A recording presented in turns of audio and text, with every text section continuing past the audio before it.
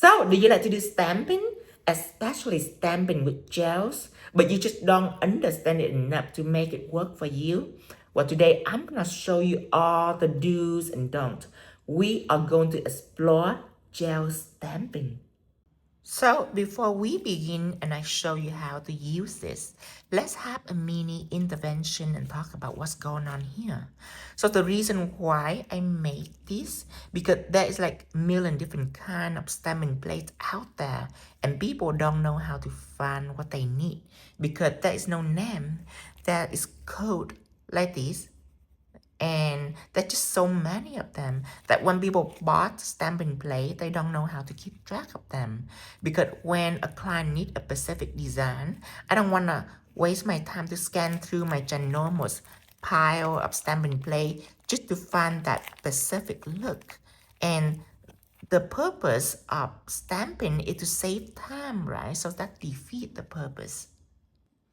And that is why I personally selected this play for specific vibes. You don't need to remember code or you don't need to label them or anything complicated.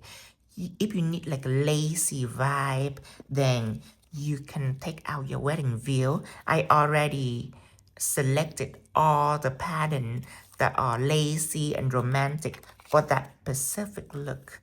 And if you need like animal print, cheetah print, snake print, crocodile prints, or bird or little flower or palm leaf, then you know you have rainforest stamping plate. And right there I have all different kind of animal patterns and a little bit of floral, a little bit of leaf. There's even some fish scale going on there. This order, it will allow you to properly function with stamping plate so you don't forget about them in the closet or only drag it out when a client come knocking and then you waste 20 minutes scanning through them to find a proper one. So the reason why I make this is not because the product is one of a kind, but it's because the system that I developed for it is one of a kind. I'm very big in organization, and that's one of the key for me to work in proper timing and create masterpiece. And when it comes to what to use, I don't use stamping polish. It belonged in the 70s and it gotta stay there and retire there in that decade. But I use one stroke liners and metal effect gel. So this stick to pigment very well, and this stick to chrome, and they both very opaque. It's very high pigmented, making it suitable for a job like stamping. And of course, there's other colors available for one stroke liner, but you really just need black and white because I can rub pigment on and change this into any color that I like. And you can rub on any chrome colors with metal fat gel. Now I sell this separately. This is silicone stamper and scrapers. And what I like about this is that it's big and it's see-through. So when you work, you don't have to work blind. You can see what you're doing right there because you can see your design right through to the stamper. But another thing I like about this, it is when I work with clay doughs and let's say I press out a flower petals, I can easily put this onto the surface of the stamper because this is a silicone surface. So it doesn't matter how long the design or the gel rests on the surface, it's not going to settle and stick. And because the surface is bouncy like this, it's not solid. So when I use a brush to pick up the 3D elements or 3D clay dough, it's very easy because it's bouncy. See, so I can put my brush right here and it's sink all the way down and then I just lift it up. And again, you can get this anywhere. It's not a special item. Most of the place that you get it is smaller or is opaque. It's all white so you couldn't see through. But it's not hard to find an item like this. But if you don't have it, it's in my shop, and I hope that you buy it from me because you want business to do good, right? Because there will be more fun product or fun design made by an Asian with funny countrified accent for you to enjoy, right? So first we're gonna take our gel. Let's use matter of fact gels. And we are going to completely pack in a design. So let me zoom in so you can see. But you don't wanna just sweep over like this. You wanna really brush it into this groove just to make sure that gel is completely packed in. Because sometimes you just brush it through, just depend on the gel, but there might be a little empty spot here and there in the bottom, and you don't want that. You want it to be completely packed in like this. Okay, so that's how you apply in the first place. And when it comes to the scrapers, you don't want to do this. You want to tilt it at 45-degree angle like this and run it through. Why? Let me give you some examples. So when you use a kitchen knife to cut an onion, do you do it like this, where it's vertical? No, you tilt it so you can slice it. When you are dusting your furniture, do you do this? No, you don't do this. You tilt it and dust it, right? And then when you want to write something, you don't hold it vertical and write it. You tilted it and you drag, right? So I probably can come up with an explanation that related to physics, but I feel like you're more related to a kitchen knife because you use it every day, right? Now, I am going to go ahead and use this stamper to pick it up. And I'm gonna warn you, it's gonna be awful. I just wanna show you to see what step do you need to take, okay? So this is a new stamper, and I'm gonna press it, okay? And I am gonna roll it through. Okay, now I want you to look at this. Do you see that it seems like there is some part of it that are missing? You see that? You see this little hole? And it's not at all for I want it to be, but basically the concept is when you have a stamper, you should use a buffer to buff it to what is not slippery, because gel loves surface that have traction like that. Surface that don't have traction is less likely to grab on, and you know that because in education with gel application, you want your nail to be semi rough, semi buff off. You don't want nail to be shiny and oily. Gel don't want to stay on it. So let's pick it up again. I'm gonna take this and I'm gonna spray over it just like that, just so there's more gel. And then I'm gonna take this and I'm gonna pick it up. Okay, now another thing is you don't want to just yank it up. You want it to be semi in a slow speed like this.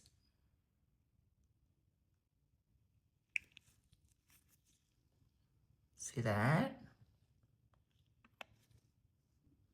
Can you see the difference between this is so skinny and this is have all the thickness, but it still have some hole, so I need to fill it up with gel like this and to stroke gel into it.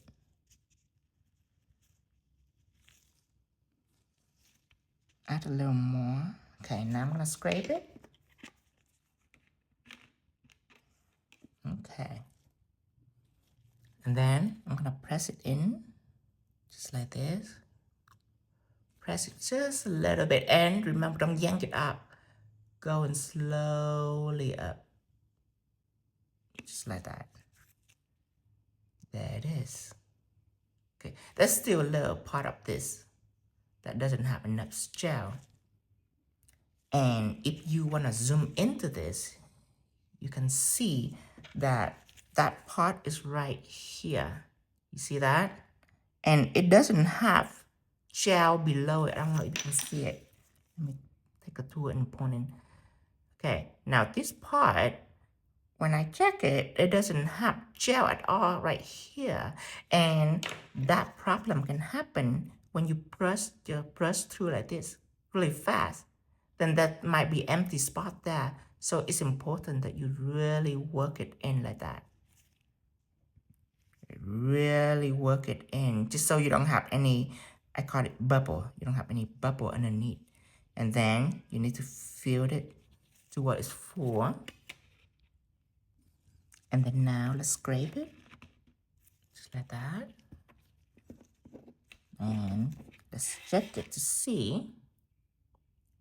Seems so good.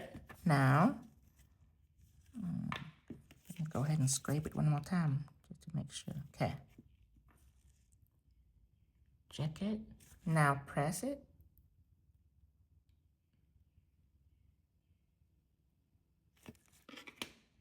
There it is.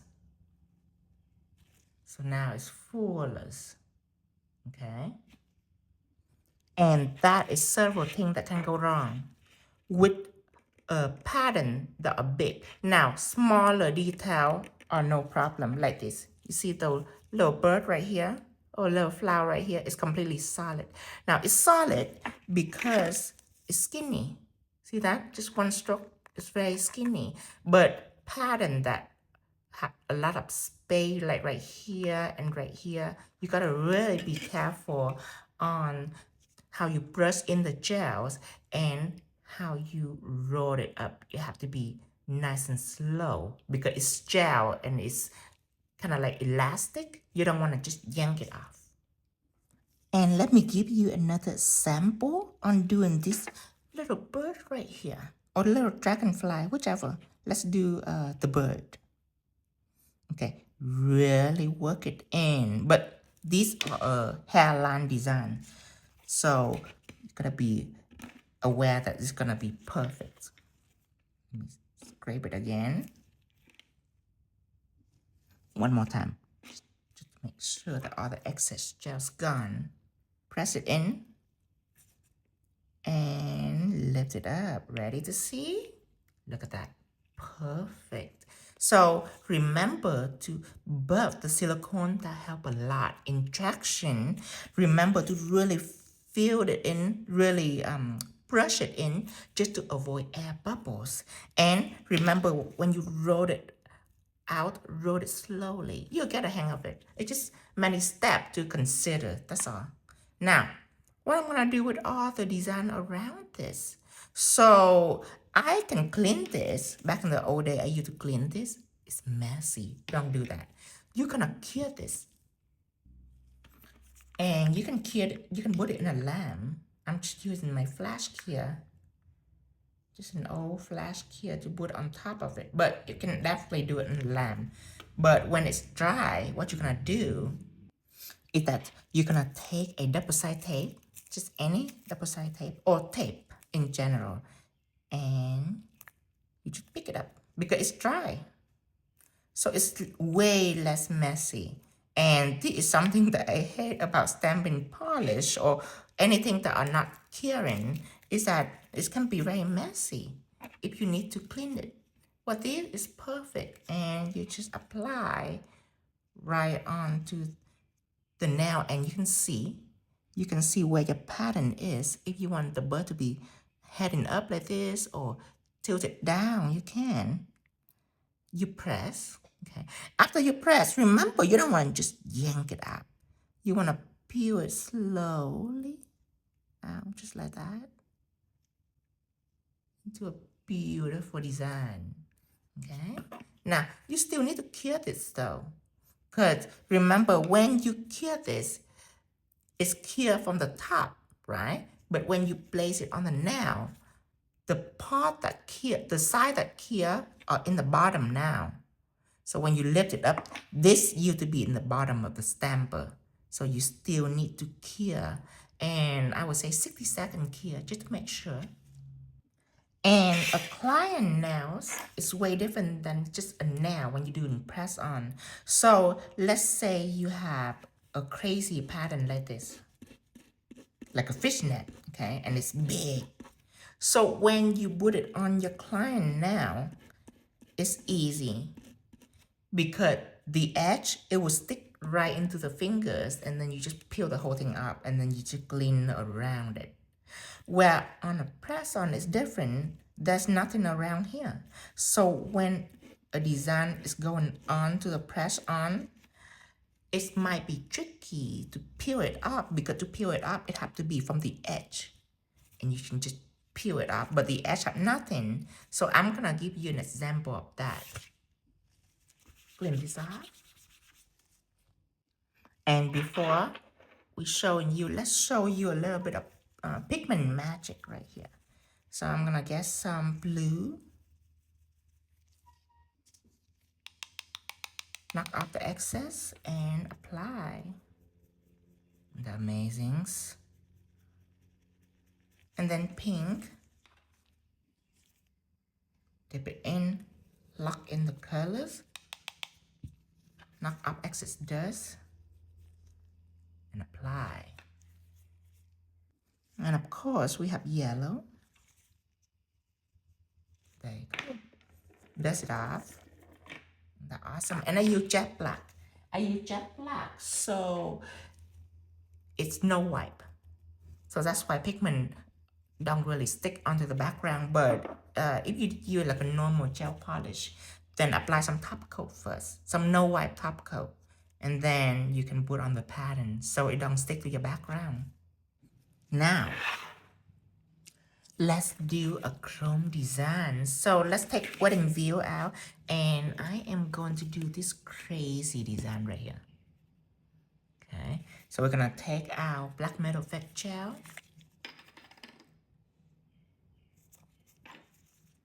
Again, really work it in. Don't just apply it over like this. Really work it in. I'm using an oval brush, by the way. Okay, now after you work it in, then you can start to hover on top just to make sure that everything's filled. Okay. If you don't feel like there's enough gel, add just a little more. Now, I'm gonna take out the scraper.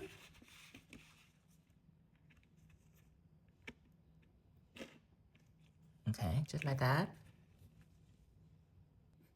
And take silicone tool, silicone stamper, put it in. Okay. Give it a good little press. Now, when you take it out, remember,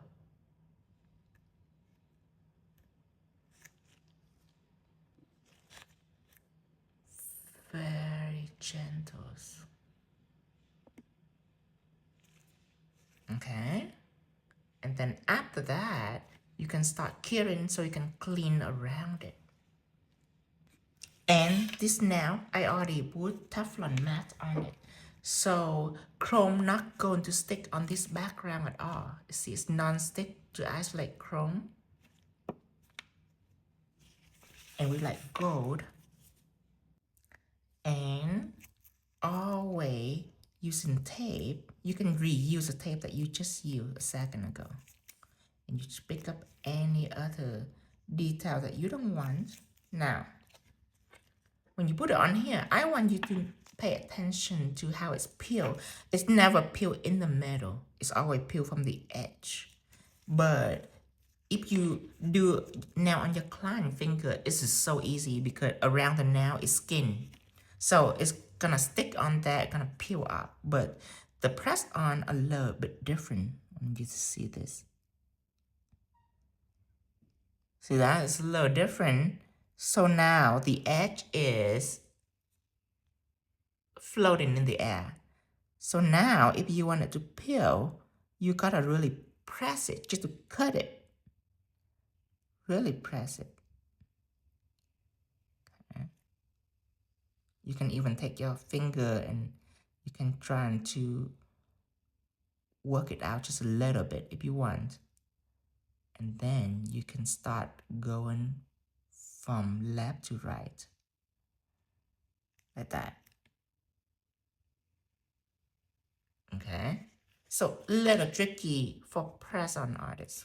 For nail tech are easier. See that?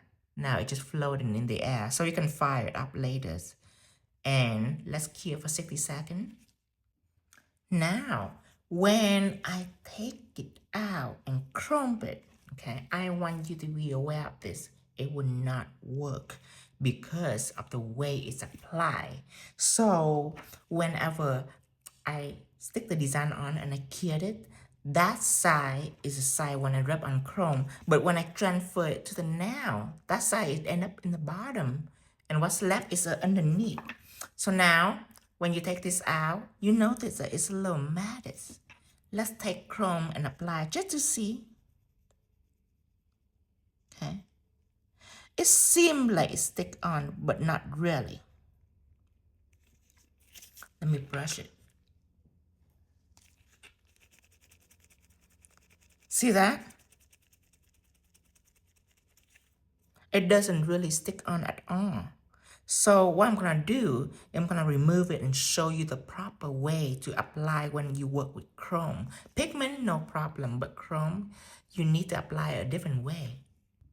Okay, take this out of the way, return this, work it in.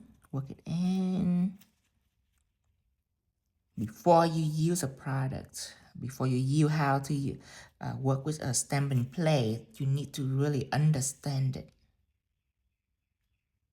And then when you get a hang of it, you can work with it perfectly. And it will be very helpful, but you have to understand it first. Okay, now let's go ahead and press this on. But this time, I'm not killing this. I am not killing this. I am taking the paper towels. Probably can use a more petite paper towel, but I am cleansing, okay? And I am gonna apply this directly onto the nail when it's wet. Now, I show you what it's like to work with it when it's dry. Now I'm showing you to work with it when it's wet. When it's dry, what I like about it is that the detail is vivid because it's already dry and you just transfer the whole piece onto your nail. So the detail is completely sharp. Now, this is not gonna be as sharp. Just warning you, and don't press too hard because you might smudge the gel. So locate it, and I am going to tilt it to the left. Okay, and I am going to slowly press and roll it toward the right. Okay, still beautiful. And the detail, beautiful too. It's just not gonna be exactly the same like when you cured it. Okay, it's gonna be slightly different when it comes to sharpness. But now you can either apply chrome, but another thing that I really love about this is you can remove. Like let's say it's a different shape and you go in here and you just remove a little spot. Here this. Like this nail right here, if I were to have the entire thing become lace like this, but if I want some flower silhouette in the middle, right? Then what I do is that I apply it wet, and then I can take a brush and remove all the net into a flower shape. And then I can cure it and then go back and I frame it. So you can take something like this and turn it into something like this. See, just remove the spot and then go back later and frame around the perimeter like this. And then make a design.